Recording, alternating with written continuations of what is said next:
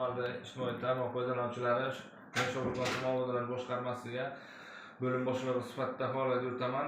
Tumanimizda boshqarmasida 330 ta ishchi xodim mavjud bo'lib, shundan 112 ta qabristonimiz mavjud. Qabristonimizga doimiy ravishda O'zbekiston Respublikasi Vazirlar Mahkamasining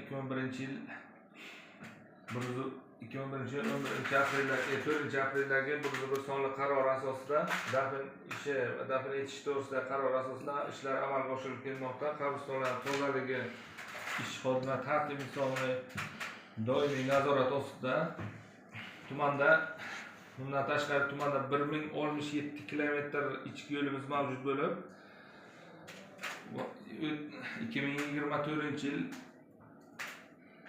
11-oktyabrdagi 665 qaror asosida shaharlar va boshqa aholi punktlarini, ko'chalarni hamda ichki xo'jalik yo'llarini infratuzilmani yanada takomillashtirish to'g'risida vazirlar qarori asosida bugungi kunda 30 kilometr shaharlashtirish ishlari hamda 71 kilometr joriy ta'mirlash ishlari amalga oshirilib kelmoqda. Bu qaror asosida 2025-yilda Obodonlashtirish boshqarmasiga bitta avtogreder, 1 dona katok va 1 dona 25 dona havo samosval texnikalar xarid qilindi.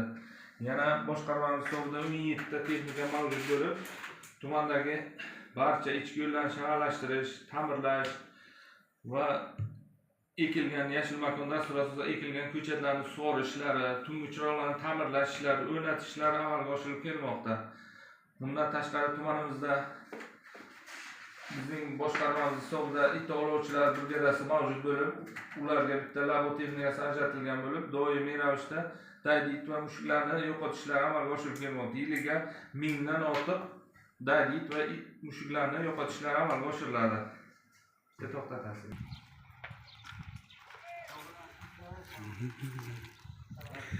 Ketdi ana.